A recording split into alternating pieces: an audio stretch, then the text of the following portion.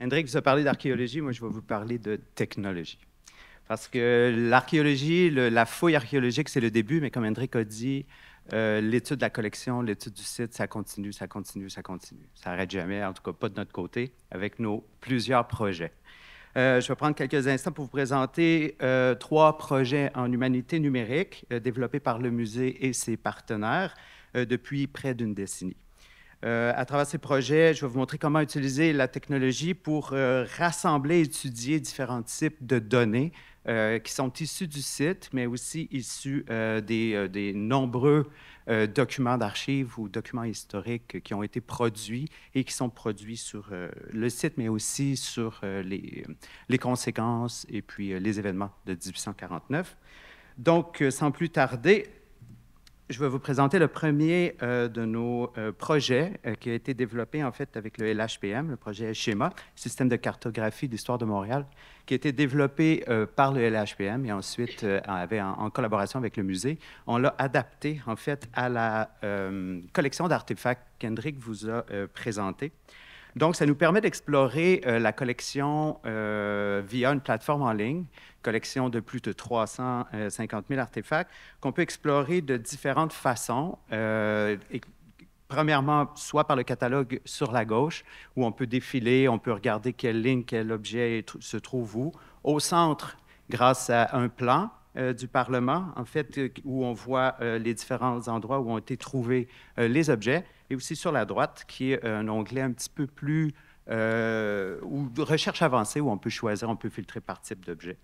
On peut utiliser le catalogue, on peut chercher, par exemple, ici, on va chercher le mot bouteille.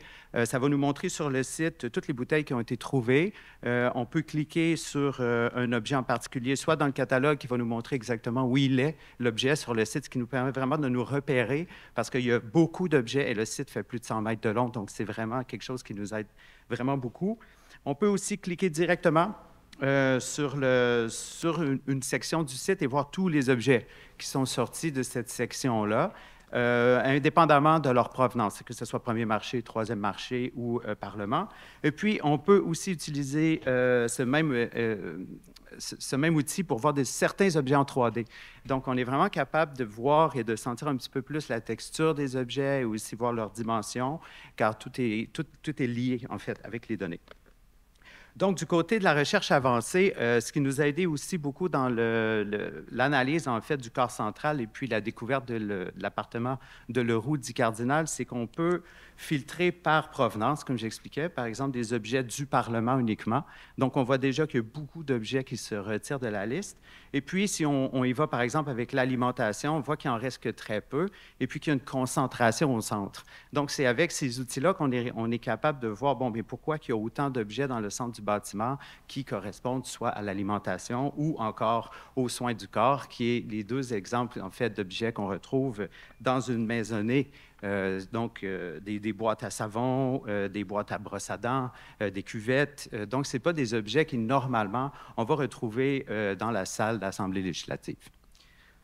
Donc, voilà. Donc, tout ça, en fait, nous aide, en fait, à comprendre d'une certaine manière la collection elle-même, mais également les fonctions attribuées aux différentes pièces du Parlement. C'est ça. Donc, ça nous aide un peu à comprendre les lieux parce qu'il n'y a pas vraiment de plan du Parlement de Montréal qui existe. On a quelques illustrations que vous avez vues depuis les deux derniers jours. Donc, on s'est dit en même temps qu'on va étudier la collection, bien, pourquoi ne pas reconstituer ce Parlement-là en 3 dimensions, rien de moins. Donc, depuis les débuts, le musée avait commencé à travailler avec le LHPM sur une première modélisation 3D. Et puis, depuis 2019, avec nos collaborateurs Guy Lessard, juste ici devant, et Alan Stewart derrière, on est en train de reconstituer non seulement le Parlement, mais à peu près tout le Vieux-Montréal, parce qu'on ne sait jamais où s'arrêter, en fait. Je vous invite à faire le tour du propriétaire, parce que je ne pense pas que vous êtes déjà passé par là. Donc, on est au coin de la rue Saint-Pierre. On a devant nous l'ancien marché Sainte-Anne, un marché Sainte-Anne qui a été transformé en Parlement par l'architecte des travaux publics, George Brown, en 1844. Donc, on va faire une petite tournée extérieure et pour voir le cadre bâti, vous voyez, il y a des bâtiments qui ne sont pas encore terminés, c'est parce que c'est une plateforme qui est vraiment toujours en pleine évolution. Là, j'appelle souvent Guy pour lui dire de changer des portes de place. Puis, parce qu'on puise dans les documents d'archives aussi pour essayer de comprendre les lieux, parce qu'il n'y a pas de, comme il n'y a pas de plan, faut tout inventer, ce qu'il y a à l'intérieur du Parlement. Donc, vraiment, on est à la recherche, on lit les journaux, on apprend qu'il y a des bureaux au rez-de-chaussée, on apprend qu'il y a des toilettes même au rez-de-chaussée maintenant. J'ai posé un peu, j'ai fait une pause ici pour vous montrer le portique en bois parce que c'est vraiment un point névralgique pour les émeutes parce que c'est à cet endroit-là que le feu va être en fait mis par les émeutiers. Ils vont défoncer les espèces de panneaux, ils vont retirer les papiers, ils vont les mettre en feu, ils vont lancer les papiers à l'intérieur. On est pas mal certain avec les dépositions récoltées suite à 1849 au 25 avril, le feu va se déclarer à cet endroit-là, il va se propager assez rapidement vers le reste, vers l'est du bâtiment. Donc, on va aller faire un petit tour au coin de la rue Saint-Pierre parce qu'on a une vue vraiment exceptionnelle sur le domaine des Sœurs Grises qui était vraiment aux premières loges le soir de l'incendie. Donc, c'est un bâtiment qui est vraiment qui est magnifique, qui était encore complet à l'époque. Aujourd'hui, il est vraiment un peu défiguré parce que la rue Saint-Pierre passe en plein milieu de l'abside de la chapelle. Donc, il fallait ouvrir vers le port, il fallait se développer.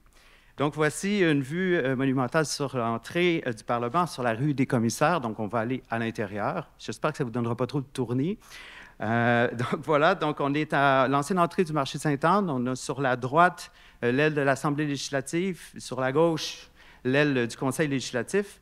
On va aller faire un petit tour. On va voir un peu ces étals de bouchers qui ont été transformés par George Brown en 1844. Hein. On a remplacé les bouchers. En fait, on a sorti les bouchers du bâtiment pour les remplacer par des écrivains et des traducteurs.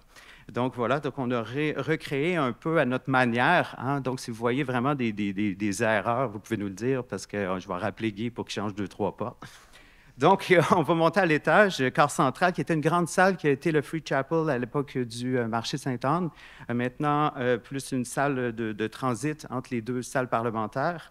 On va, sur la droite, avoir un petit coup d'œil rapide à la salle du Conseil législatif. J'arrête 2 petites secondes parce que même les journalistes disaient à l'ouverture de la première session que malgré la multitude de nombreuses petites lampes, il faisait très sombre. Donc, on voit que c'est quand même le cas.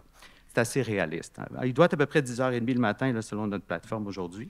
Donc, à gauche et à droite, c'est Georges III, Georges IV. Je reviendrai peut-être un jour sur Georges IV parce que je pense que dans notre collection, on a trouvé des fragments de son cadre. Ça sera de sortir un jour, on va faire un article. Donc, on continue, on va traverser le corps central. On dit un petit coucou à Victoria sur la gauche. Oups, elle est passée. OK, on y reviendra. On arrive du côté de l'Assemblée législative. Oups, oh, la fontaine y est là, il attend quelqu'un. Je pense qu'on n'ira pas trop le déranger. On va faire ça vite. On a nos armoiries, hein, que pour ceux qui étaient là hier, vous les avez vues. On les a reconstruites. On les a remis à leur place. Tout est beau.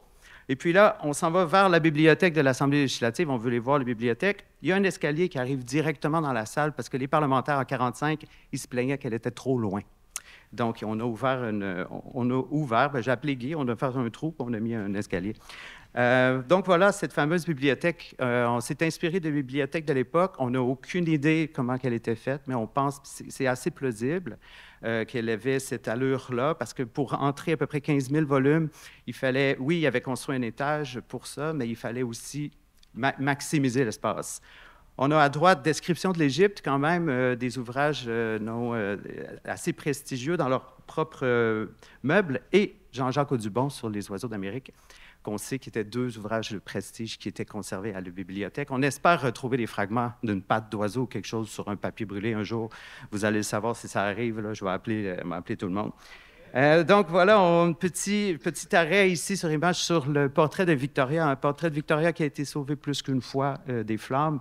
Il était plus grand à l'époque, on ne l'a pas agrandi encore. On sait qu'il était dans la galerie de portraits. On est en train de dresser une liste de tous les autres portraits qui se trouvaient dans l'Assemblée législative. Après ça, il reste juste à les repeindre, mais j'ai essayé de rejoindre Théophile Hamel, mais je n'ai pas son courriel.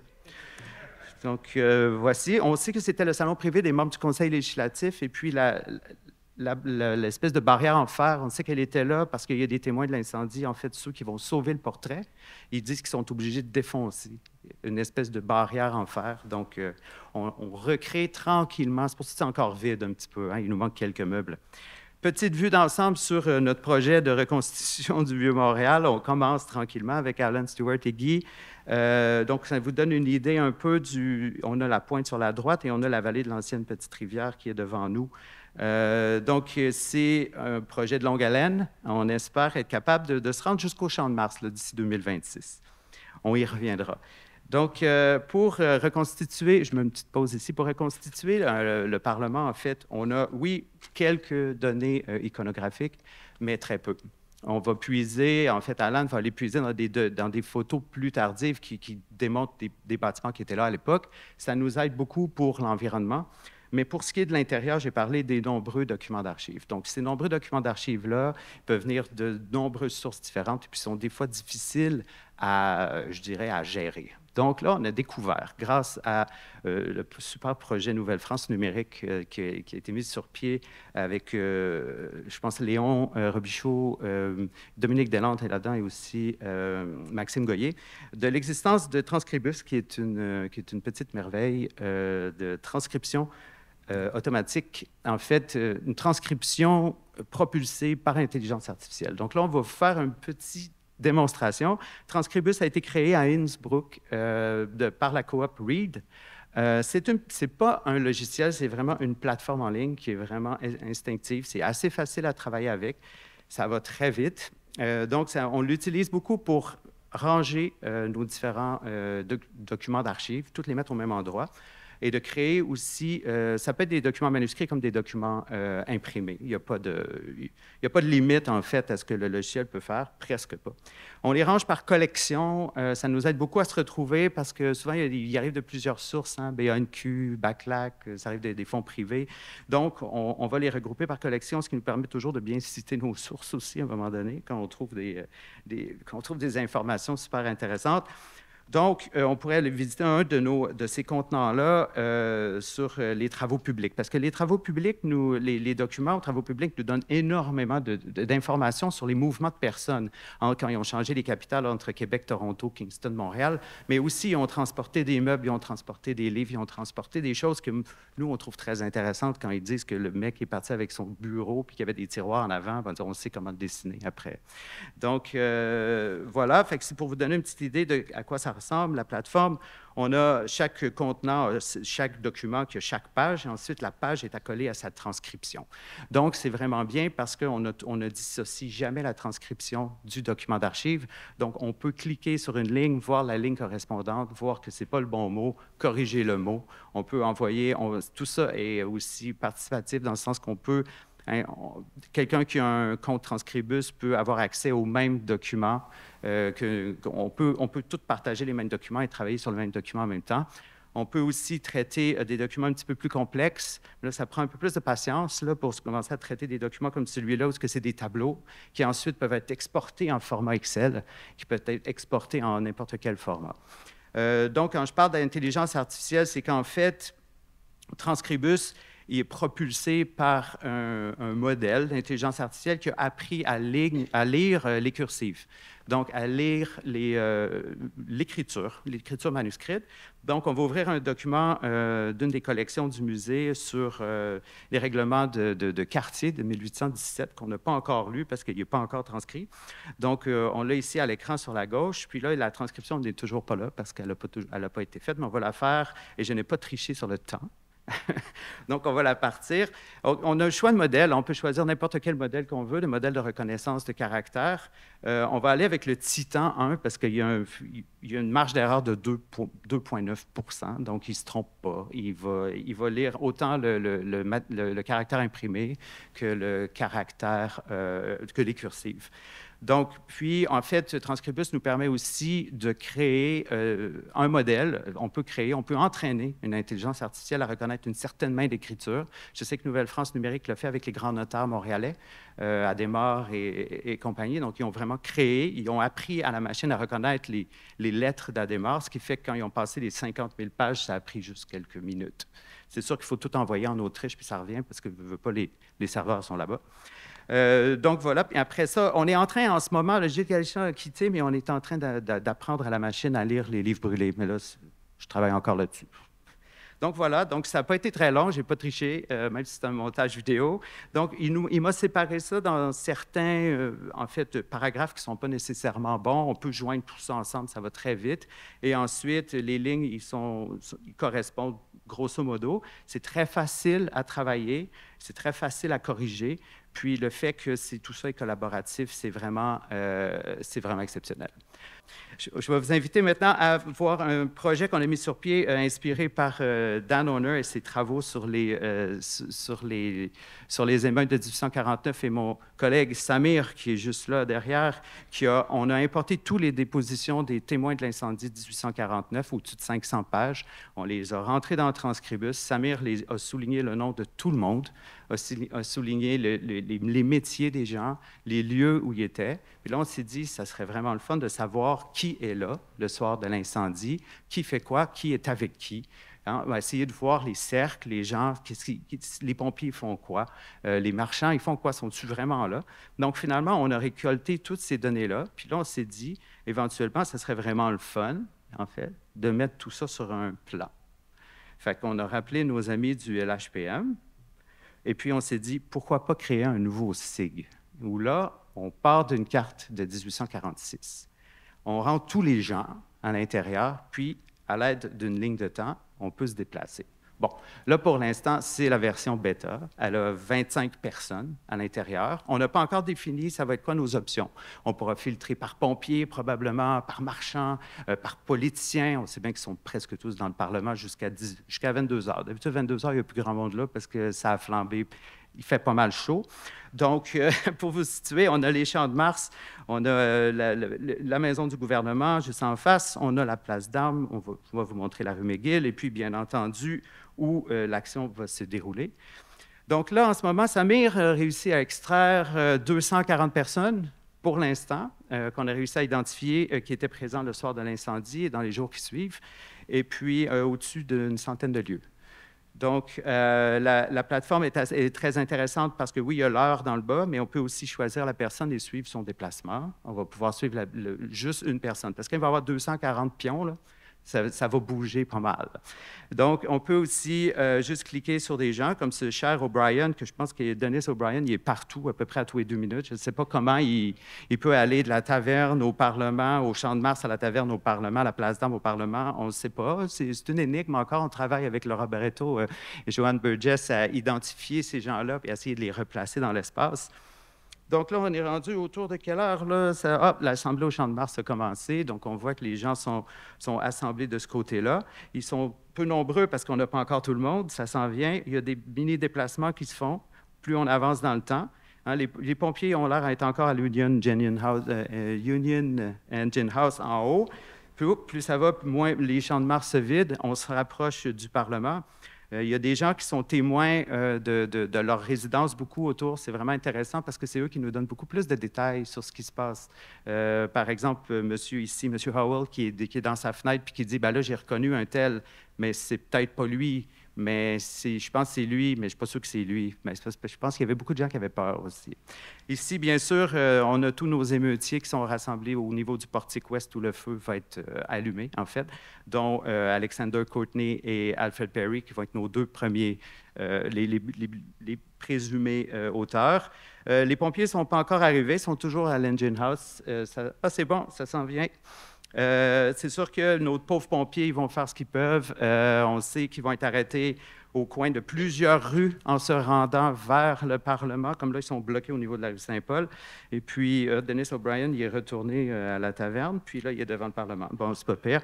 Donc, vous voyez un peu ce que ça nous permet. Juste avec une image, on peut vraiment brasser plein d'affaires, sortir plein. Ah, il est retourné dans le Parlement. Il est 10 heures. Ouais, il fait chaud. Mais je pense qu'il dit, je suis retourné, j'ai essayé de sortir quelque chose, puis finalement, je revirais de bord et il y avait trop de feu. Donc, écoutez, je vais presque m'arrêter ici. Je vais juste faire une petite parenthèse sur ce qu'on a réussi à découvrir avec ça, c'est que quand ces gens-là vont tous être, en fait, entrés dans la plateforme, on va pouvoir vraiment faire des allers-retours entre nos deux schémas, le schéma du début archéologique et celui-là. On a par exemple identifié ce cher R.P. Isaacson, Dolly, à l'émeute. On peut retourner dans Transcribus et voir qu'il était propriétaire de la buvette du Parlement. On peut retourner dans le modèle 3D et voir elle est où, la buvette. Elle est derrière le trône de l'Assemblée. Et ensuite, on peut retourner dans le schéma de la collection et voir que sous la buvette, est-ce qu'on trouve des bouteilles? Est-ce qu'on trouve des tasses de thé? Est-ce qu'on trouve autre chose? Merci.